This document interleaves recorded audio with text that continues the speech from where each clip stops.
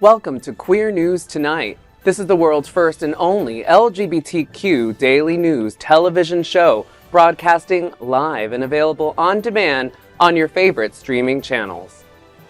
We're proud to announce that YouTube has recognized Queer News Tonight, certified by analytics company vidIQ as the world's most popular LGBTQ streaming news show. Our queer stories have reached over 10 million views. We are proud that we have more than 1,000 new subscribers in the last month, and that Queer News Tonight has more YouTube subscribers than any other LGBTQ brand in Florida. Over 500,000 of you have watched this show in the last 90 days. We thank you for watching and supporting our voice in the LGBTQ community. There is no other news program in the LGBTQ world like Queer News Tonight. That's right. It is Tuesday, January 14th, and we are live and literally out of the closet and into the headlines. So many of your important stories we will tell this evening on Queer News Tonight.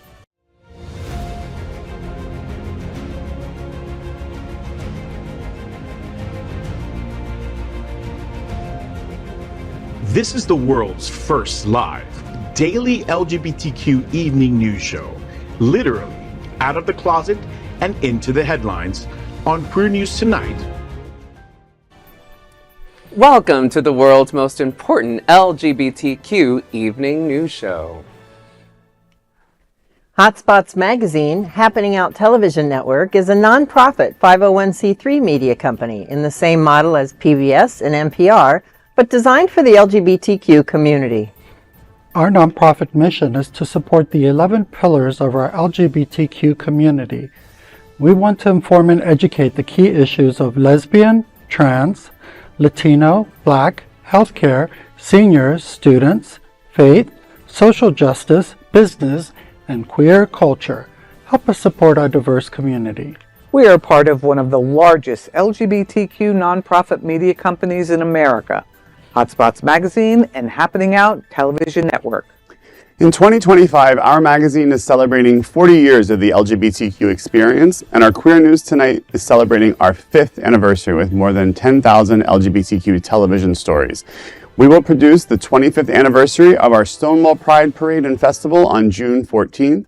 Our magazine, events, television, news, talk, and entertainment shows support the mission to educate our LGBTQ and broader community. In 2025, more than 100 anchors will host this show to support the LGBTQ community. Let's meet today's anchors at Queer News Tonight. Let's welcome anchor Yvonne Rohrbacher. Yvonne was the publisher of the first gay Yellow Pages in the 1990s and the founding VP of our Pride Center. Currently, she is associated with One Fine Day, the Women's Fund at Stonewall Museum and Library, the Lesbian Thespians, and now Queer News Tonight. Yvonne, Lesbian Thespians, the Goddess Tour, that's the special show at Sunshine Cathedral, January 19th. Tell us a little bit about it. Yes, well, as some of you may know, the Lesbian Thespians is a local performing arts group. It's a not-for-profit organization that's devoted to producing plays and music by women. We support women playwrights, actors, and musicians. And, you know, there are very few organizations like ours in the country, but we feel strongly that theater and music tell the story of what's going on in a society, and we need to be included. We need to share our experiences and histories and talk about our lives in the same way. So the shows are for everyone, but they're by women. The Goddess Tour is the show that we're talking about. Sunshine Cathedral this coming Sunday, the 19th at 4 p.m., and also the Center for Spiritual Living this coming Saturday, January 18th at 4 p.m. and 8 p.m. And it's set in Ireland at a cozy little inn. It's a lesbian murder mystery. I think it's going to be awesome. And if you go to tickettailor.com/events/lesbian thespians, you'll find the tickets, or find Lesbian Thespians on Facebook. Excellent. I just looked at my calendar to see if I'm free. Saturday night, girl. Yep. Let's go. Sounds like a fun night out. All right. Looking forward to that. Queer News Tonight looks forward to seeing you at the Goddess Tour on January 19th. Now let's welcome anchor Franchesca D'Amore. She is an advocate and holistic life coach and currently teaching me Italian. She is the current board secretary for Safe Schools South Florida, the founder of Trans Ed, the entertainment director for My Hollywood Pride, and an executive committee member of the Broward Regional HIV Planning Council. Good God, girl, when do you sleep? Franchesca, Trans Ed, is going to have a tent at My Hollywood Pride on January 26th, and the event will have a great entertainment lineup. Tell us a little bit about this. Well, I'm so excited about My Hollywood Pride this year, as I have been for the past 3 years. This is our 4th year, and I've been working with Jeff and all the great people at My Hollywood Pride on entertainment. So we have a great lineup. We have an opening act, Queen, the tribute band. Ooh, and I love Queen. And there's a woman who's the lead singer. Oh, so there's a nice wow. little spin on it. And we have some great local talent that will be performing. And then there'll be some surprises that will be revealed soon. I love a good And Trans Ed, which is the nonprofit organization that I founded. And what we do is we provide education solutions for non-binary and transgender young adults. We help them with their GED certifications. We provide one-on-one tutoring, all their supplies, computers, and we also provide scholarships every year for higher education. So I started this a year ago, and I'm really happy that we'll be at My Hollywood Pride tabling. So 2 of my big loves together. Excellent. Cute. That sounds like fun. It is. The entertainment just sounds epic. That's awesome. Francesca does an female amazing Freddie job. Mercury. She's being very demure tonight. She was also our Trailblazer honoree last year. Oh, so she is the heart of Hollywood Pride and brings an amazing talent to us. And we're so lucky to have you. And everyone should come and join Francesca and see all the work she's putting into it. She convinced me. Yeah. Please. Yeah. She convinced I me. was sold. I never see anything else because I end up standing at the stage the whole time. You had me at Queen. Yeah, there we go. But truly a pillar in Queen the for- Oh, yeah. Thank you. You're kind. Queer News Tonight looks forward to seeing you at My Hollywood Pride Trans Ed Entertainment lineup on January 26th. Now let's welcome the iconic Cindy Brown. Wow. Cindy was an early organizer of the Miami AIDS Walk and the White Party for Care Resource. She is the programs director for the Lambda Living program at Jewish Community Services, and she also served as the founding executive director of Miami Beach Pride. Cindy, Women with Pride, is hosting the Wilton Women's Week fundraiser. That's January 22nd at the Our Fund Foundation. Tell us a little more. Well, the Wilton Women's Week, it's the first extended Women's Week here in Fort Lauderdale. Years ago, there was the Aqua Girl, but Wilton Women's Week is going to be much bigger, many more days, and lots of fun. And to kick off, I'll tell you a little bit more about the event after I tell you about the kickoff. The kickoff event, as Julio just said, is January 22nd at the Our Fund offices, and the purpose is to raise funds to help put this this fantastic event on. It's from April 26th to May 4th, so that's a long time. Lots of different events.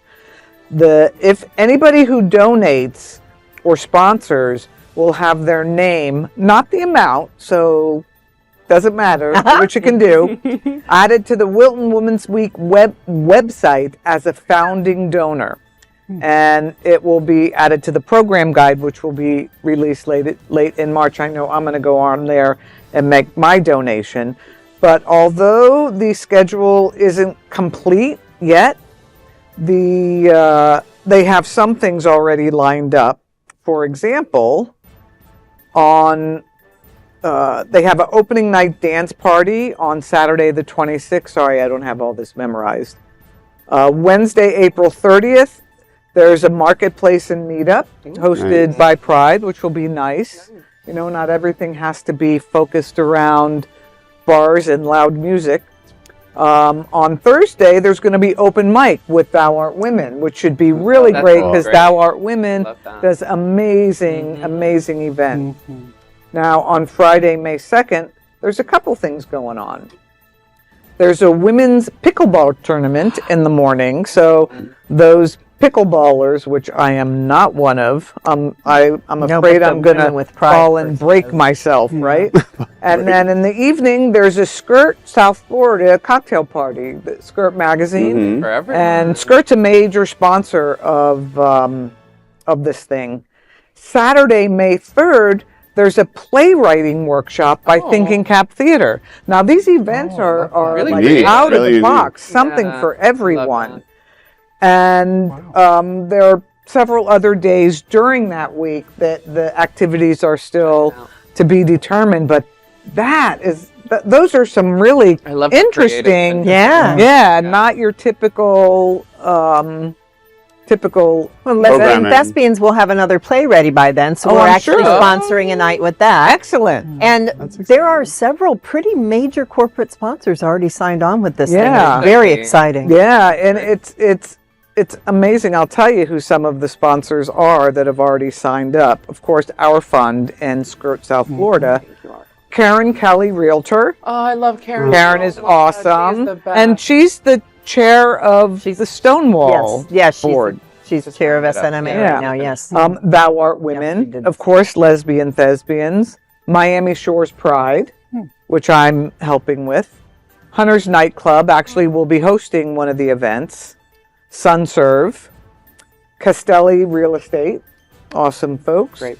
And the pickleball tournament is being sponsored by Rainbow something Sports that League? suits Oh, Rainbow that's the Sports Rainbow League. Sports League. Excellent. Yeah, Yeah, they're gonna be pickleball, of course. Yeah, so that's what's cool about this yeah. event Sounds is there's going to be And like 20 Right. The people. women's marketplace sponsorship is still open. So if you want to get in there with a sponsorship, you can go to wiltonwomensweek.org or check out their Facebook page. Make sure you get tickets to the kickoff event. It should be a lot of fun, and you'll hear a lot more than I just told you now about what lies ahead in Women's Week. So I know that's I'm excellent. excited. Yeah, very exciting. Amazing. And, the events aren't all geared toward young people, which I love because, I'm this close to Medicare. So I'm not into these No. parties. There's something for everybody. Exactly. There really is. I can From play pickleball to and playwriting. If you play pickleball and you hurt yourself, just go to the play. yeah, down. don't hurt Take yourself. a seat. and I don't have to stay up till 2:00 in the morning to have fun. Right. So There we excellent. go. That's Queer News Tonight looks forward to seeing you at the Wilton Women's Week fundraiser on January 22nd. And now let's welcome anchor Jeff Oliverio. He is a financial advisor and certified financial planner with Truist Wealth in Fort Lauderdale. Jeff is one of the founders and president of Hollywood LGBTQ+ Council and does so much for our community. Jeff, Pride 100 Brunch 2025 is scheduled on Saturday, January 18th at the Greek Joint Kitchen and Bar. It's going to celebrate progress in the city of Hollywood and honor our trailblazer. Tell me what's going on. Well, the Pride 100 Brunch is kind of an iconic part of Hollywood Pride. We started it in our first year to celebrate the first time ever that Hollywood received a 100 on the Municipal Equality Index from the HRC. So that celebration has continued now. We're on our fourth year of earning a perfect 100 in a city that started at a score of 48 when we founded the LGBTQ+ Council. So it's a really big achievement and brought a sense of pride, not just to us, but to the city, because they've actually really embraced that. And, I'm sure everyone is aware of all of the attacks against the Corporate Equality Index, and I'm sure there's going to be some of those coming down the pike for the Municipal Equality Index. So we certainly ask and invite everyone to come out to support the brunch. We're also going to be honoring our trailblazer. We have our former trailblazer here on the set with us tonight, Franchesca, but we're going to be honoring the work of Misty Eyes. Yay, I love who this is- guy. who is does also so much. yeah, she's also been an integral part since the first year of Hollywood Pride, hosting our what we brand as story time for our youth Right.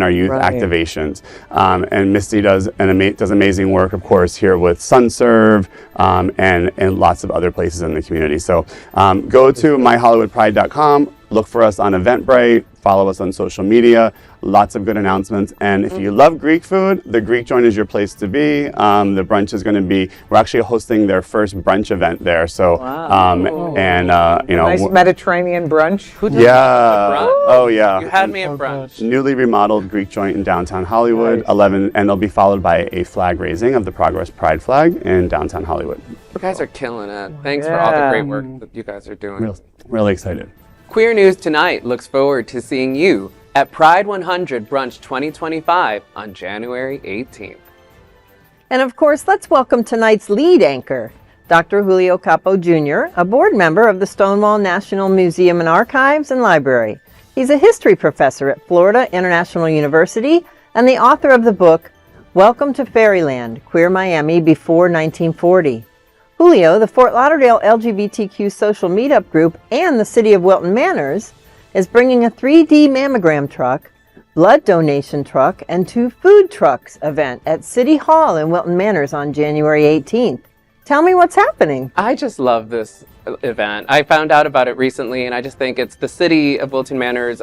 Kudos for you for doing this along with the great organizations that are sponsoring it and working with it. The idea of like trucking around and finding all these kind of spaces, right, where you, from food trucks to blood donations to, of course, 3D mammograms. I mean, the kind of services they're doing for our community is just so essential to get tested early, to make sure we all understand that our healthcare really matters, right? And the city really values that is such an important message to our community.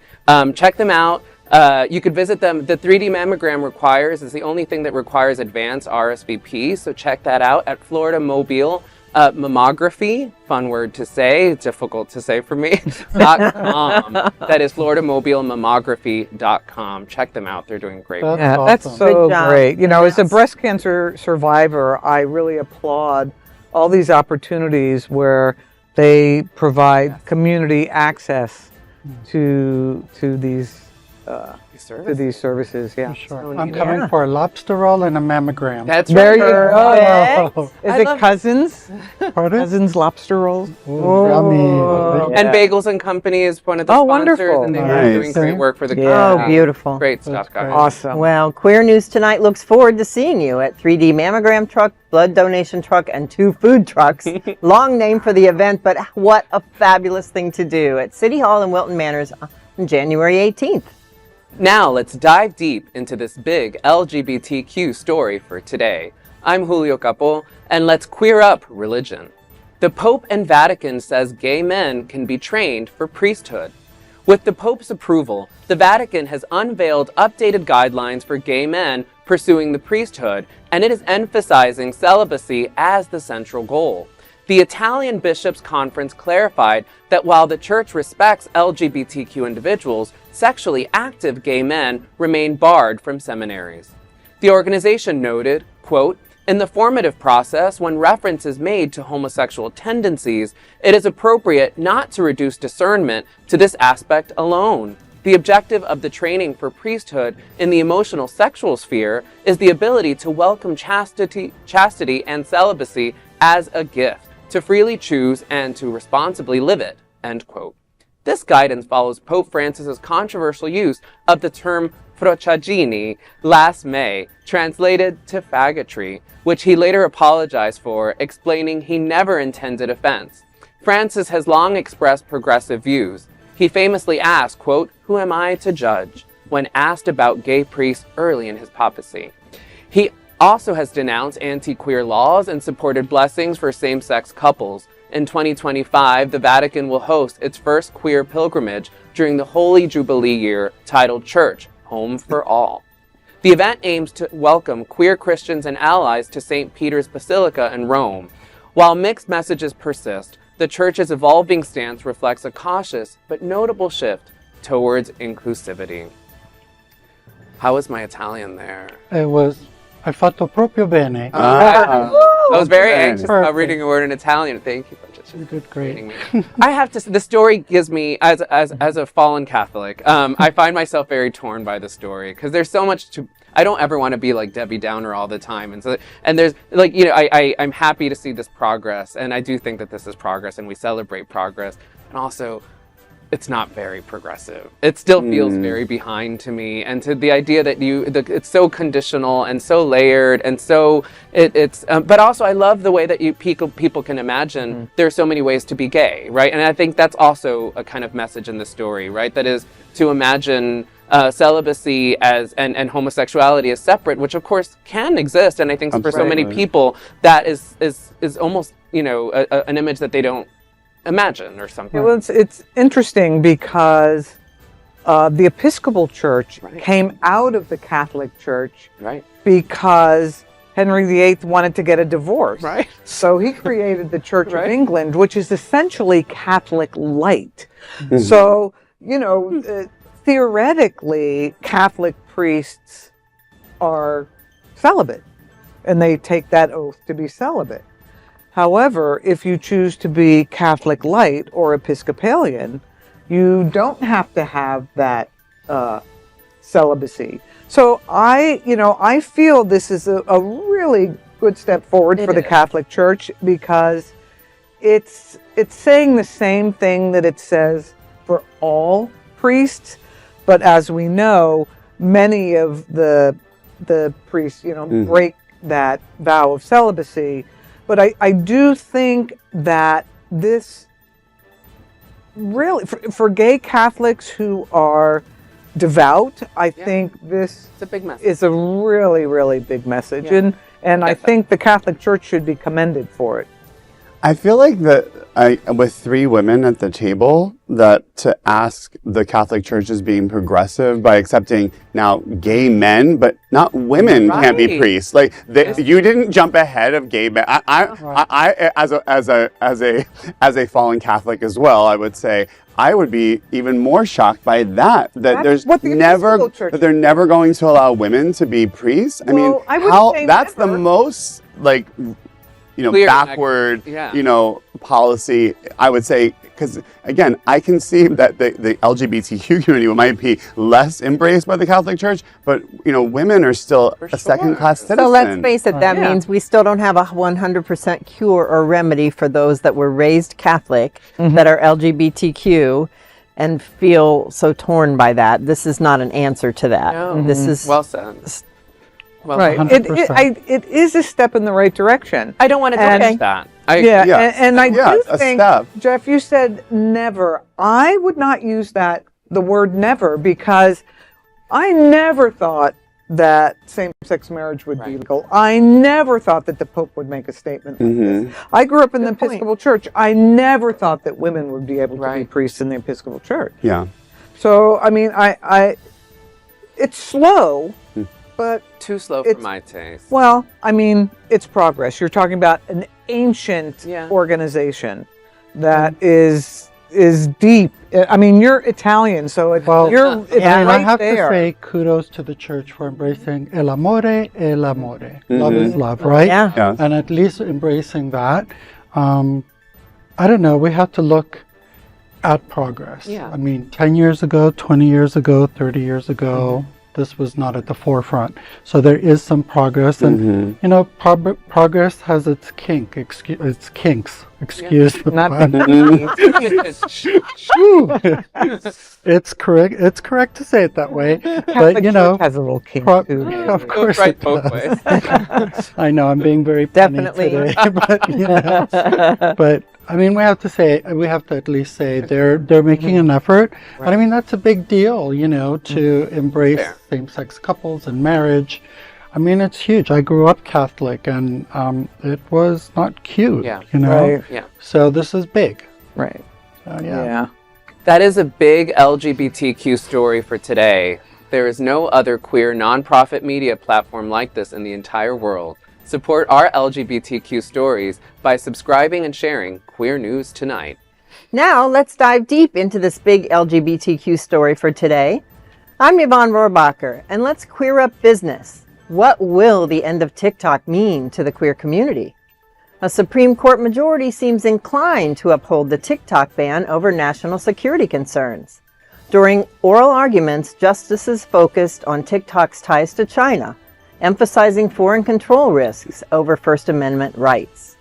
Chief Justice John Roberts dismissed TikTok's free speech defense, stating they're not fine with a foreign adversary, as they've determined it is, gathering all this information about the 170 million people who use TikTok. Justice Brett Kavanaugh highlighted national security threats, citing risks of espionage and manipulation by China. Justice Neil Gorsuch, however, raised concerns about the ban's impact on free expression, asking if counter-speech could suffice.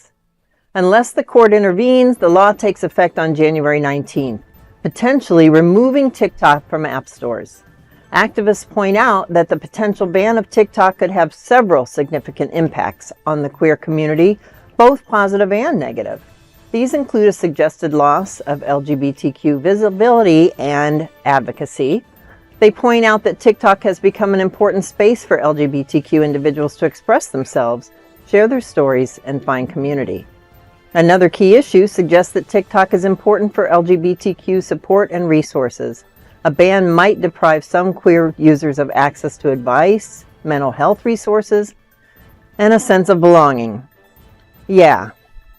To me, I've been watching and following this story a lot, and it seems to me that popular opinion is sometimes attempting to supersede common sense and people in the government that actually know what they're doing, which is not everyone, I admit, but there are some. Yeah.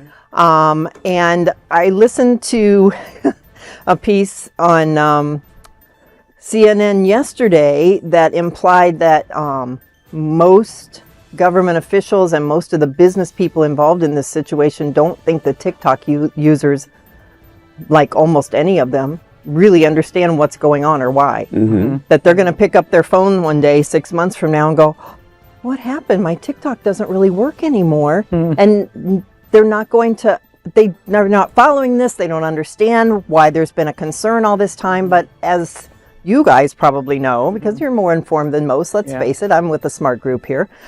4 years ago, it was then President Trump that had this law passed and started this ball rolling. Mm-hmm. And maybe even more confusing to the people that maybe aren't going to pay attention anyway, he has changed his mind now. Just recently, in the last week or two, when I read some of it, he actually filed a brief with the Supreme Court stating that he would like to delay the January 19th deadline for banning TikTok, which has been the deadline for a couple of years now, since the law got passed, because I'm going to try to quote closely to what a lot of news anchors were making fun of in terms of the prelude or the opening to this brief that he wrote. That, well, he didn't write it. He definitely wrote this part. President Trump is the only person in the world who would be able to negotiate a satisfactory settlement for both sides. Waiting for President Trump to be in office and take care of this issue is a much better idea than having it go forward at this time. Oh, good grief. I'm dead serious. Yeah, like so, he's the only. It was like my dear leader. It was almost like a my dear leader North Korean ode to himself. Well, it's like he's the only one that can do anything. Yeah, and the bottom line is... He knows more about health than the Surgeon General. He knows more about flying a plane than a pilot. He knows more about everything than the experts. So there are some reasons why he might have changed his mind. One is he has something like 15 million followers now on TikTok, and he feels that it drove his youth vote. Mm-hmm. Another is Elon Musk is one of the people that's being rumored and purported to consider buying TikTok. The other one is Kevin Leary from Shark Tank has teamed up with a guy named McCourt, and they have an organization, the People's something. Oh, I forgot. I'm so sorry. But they have actually gotten investors and put in a bid where Mr. Musk has not at this point. But if Mr. Musk is interested at all in purchasing it, and Mr. Trump has benefited from TikTok, I can see why he might write that brief, but the Supreme Court's not going for it. And I personally think they have good reason not to go for it. We've got He also got a large donation to his campaign from them. Yes. Yeah. At the last minute. Mm-hmm. Yes. Look what happened when Mr. Musk took over Twitter. Exactly. It became like a dump fire of like hatred and well, Facebook is becoming that too. And although I have kind of enjoyed seeing all those fake stories about Mark Zuckerberg. Yes. You know, it's like, come on, you know. Anytime people use national security as a kind of, you know, a clickbait or something. Yeah. Like this has decades and decades of history. That's how the Lavender Scare happened in the 50s and Right. beyond. That is, Absolutely. you could taint something as just being a kind of threat to national security, and it completely shuts down the conversation. You could associate with communism, you could associate with terrorism, you could associate in ways that just kind of entirely silence and censor and very much are the kind of tools of fascist regimes. Like there's no That's unclear true. term. But in this case, we've gotten way too close to China. In 1972, I know I'm being old, when Nixon went to China and said, hey, let's open up relations a little bit, by 79, we were doing business with them. And today, they own shit in the United States that you guys would be appalled about, okay? Yeah, totally. So here's an example of the data. There are two really problems with this, and one of them is about them having our data. Right? Which In China, would be a because the national Chinese security government issue. owns Absolutely. most of every Chinese company. Yes. That is how they work. Okay, so they own our data. Right? So they have already shown exactly what this suit is about by sending out messages to all the American TikTok users asking them to lobby against the law. And we're like, okay, is this not an example of exactly why we don't want them to have this information? Right. It's a danger. I hear it, but it's a double-edged sword. And Yeah. I think- You're And right. they don't allow our products like this to be in their country. They're not even allowed to use TikTok in Agreed. China.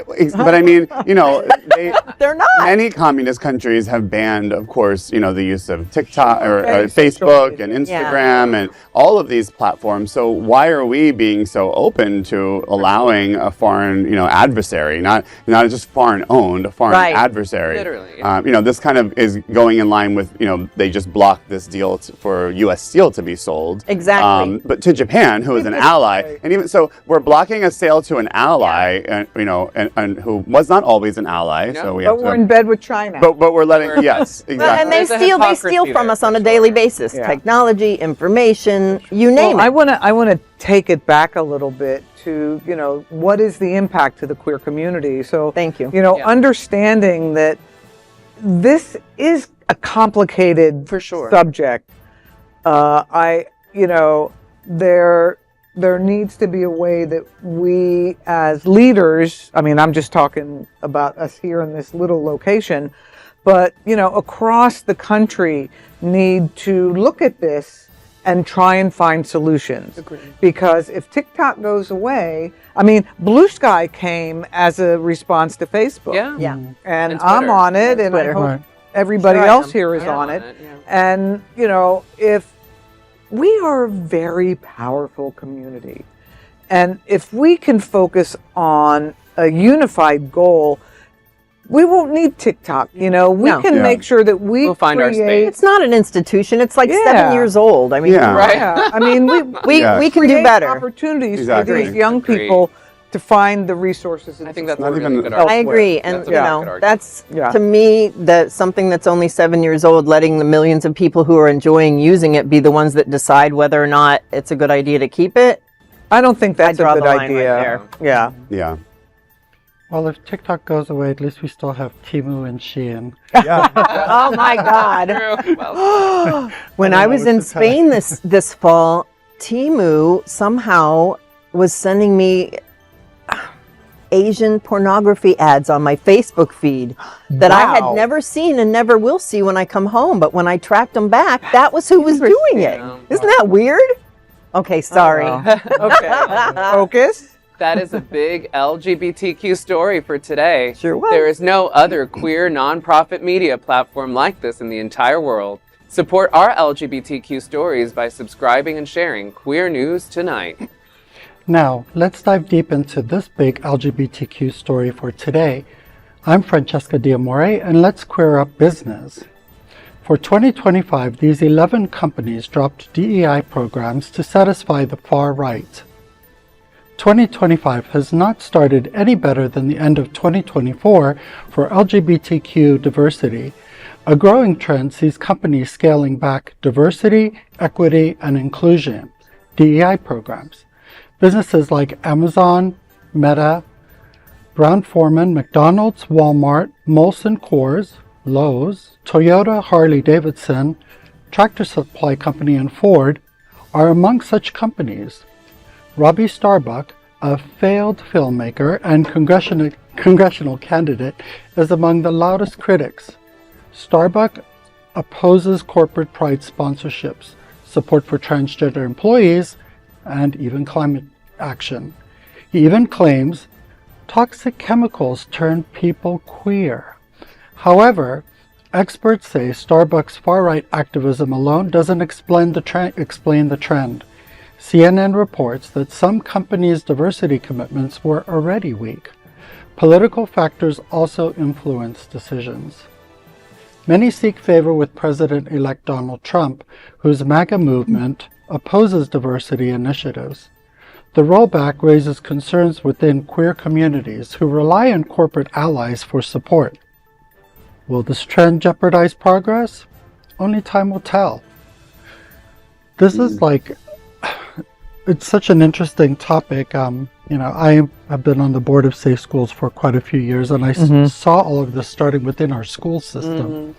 And it started in 2021 with the Don't Say Gay, and then FIU. I was marching with the Panthers, Go Panthers, because they were moving DEI. It's now illegal. And I thought next, FIU? corporate America, in the state of Florida, DEI is public not legal. Yeah.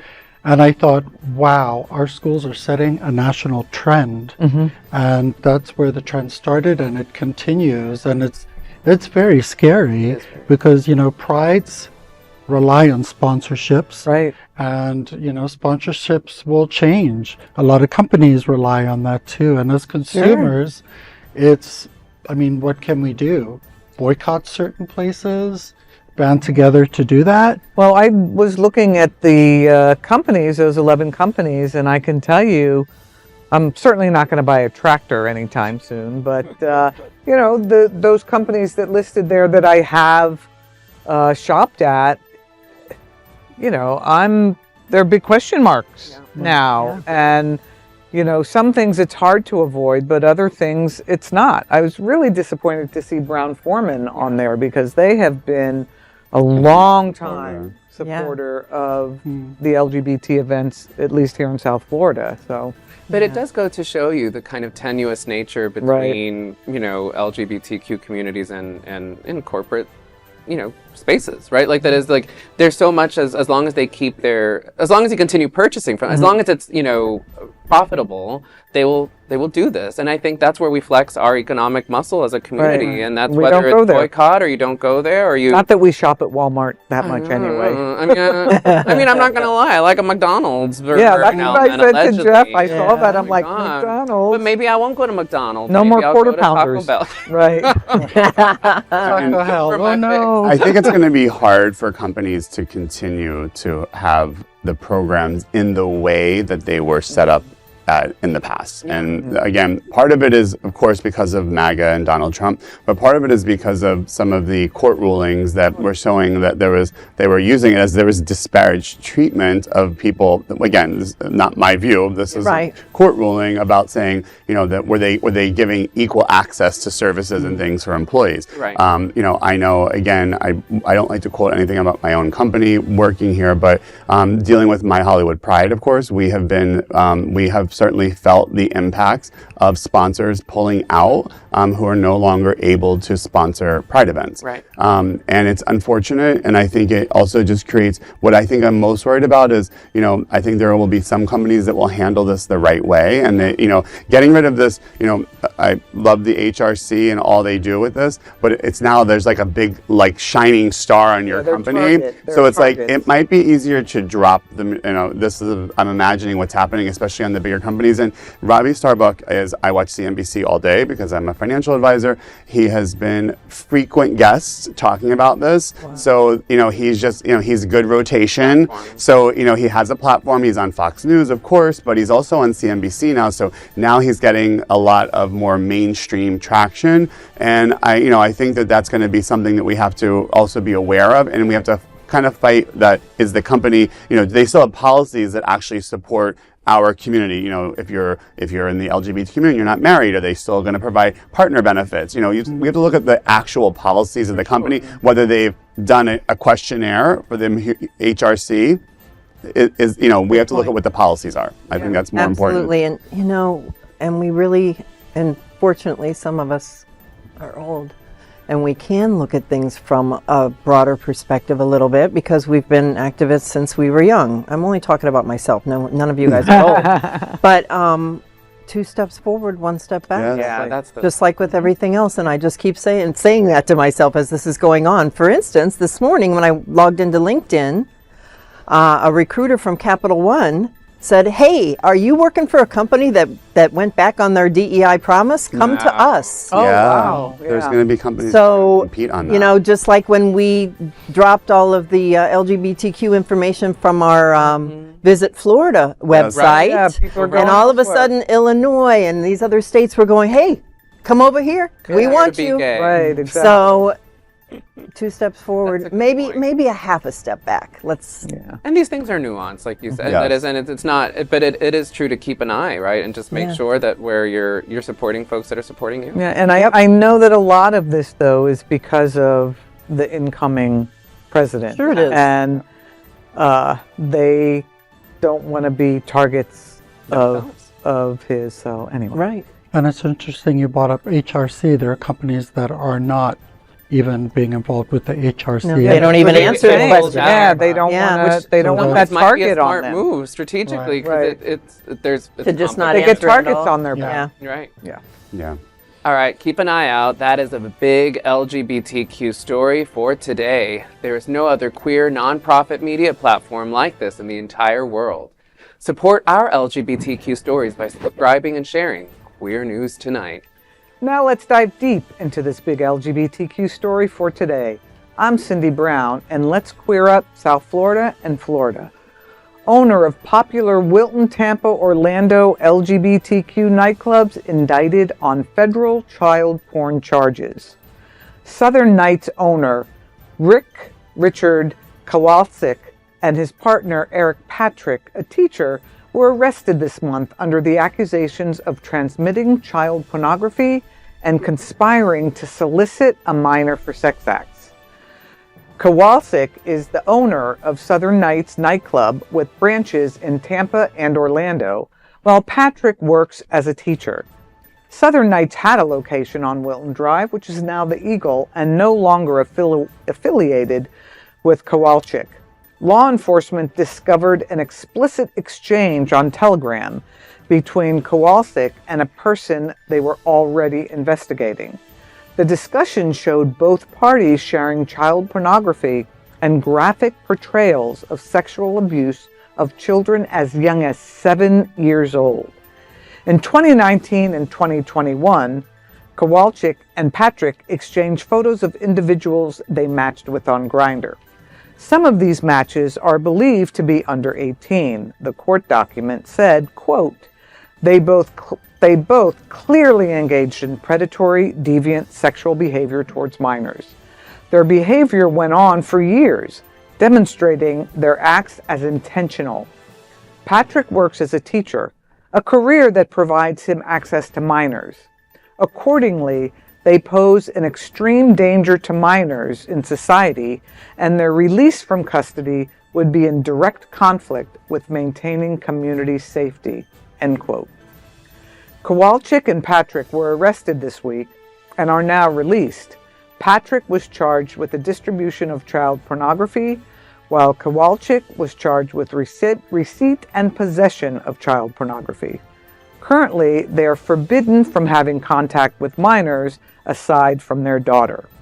According to the statement released by the nightclub, Kowalczyk is innocent, but there will be a transfer of ownership and he will be stepping aside from all responsibilities. It also mentions that the branches at both locations have no involvement in the allegations against Kowalczyk. Well, I say throw the book at him. I mean, I have no sympathy for anybody who engages in child pornography, shares it, possesses it. You know, I mean, 7 years old? Are you kidding me? I hope they throw the book at him. I have no sympathy at all for these people.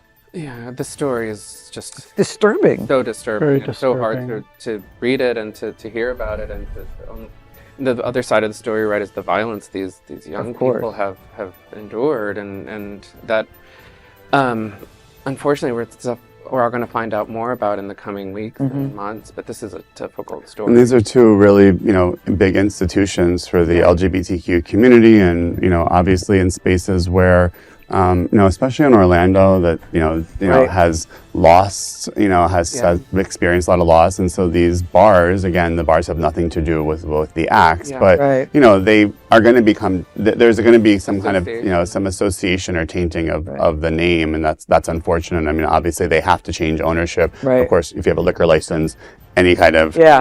you'll lose Not your liquor happening. license. Good But point. but it's just again, the whole situation and everything around it is terrible. And the reality is that a lot of young people who are just coming out, they go to places like bars, even though they're underage, and to think that these guys are preying on them and probably giving them alcohol and drugs or whatever just to engage. I mean, it's just disgusting. Yeah. And it's kind of sad because we have sex trafficking, we have child Yes. pornography that is prevalent in the straight community, right? And then you have this type of situation happen, and then the rhetoric escalates. Yeah. You Right. know, and then now everybody who's LGBTQ is a child molester. right. Yeah. And so the media just blows it all up, and it's really unfortunate. I mean, Right. sure, they should get what they have coming, Absolutely. 100%. Yeah. But the rhetoric just continues against LGBTQ And it's not representative individuals. of the community. It's not. Absolutely. It's not. The number of or the percentage of sexual predators in the heterosexual community is, Overwhelming. yeah, and at least. compared to that number in the gay community. Right. The But, fact that they yeah. were people that were known because they owned some of our gathering places makes it so. Yeah, I have no Yeah. sympathy for these people. Throw the book at them. Mm-hmm. That's it. Nobody gets a pass. I don't care. Hopefully they people won't try to say- run for state office like some other people in Florida. Right? I was just thinking that. Good point. Yeah. That is a big LGBTQ story for today. There is no other queer nonprofit media platform like this in the entire world. Support our LGBTQ stories by subscribing and sharing Queer News Tonight. Now, let's dive deep into this big LGBTQ story for today. I'm Jeff Oliverio, and let's queer up healthcare. Looming Supreme Court decision will decide if insurance companies must cover PrEP. The U.S. Supreme Court will hear a crucial case about the Affordable Care Act. The case challenges the requirements for insurers to cover preventative services, including HIV prevention drugs like PrEP. Arguments are set for spring, with a decision expected by June. Conservative Texas attorney Jonathan Mitchell, representing Braidwood Management, argues that covering PrEP violates religious beliefs by promoting, quote, homosexual behavior. In 2022, U.S. District Judge Reed O'Connor ruled in favor of the plaintiffs. However, the Department of Justice appealed, limiting the ruling's nationwide impact.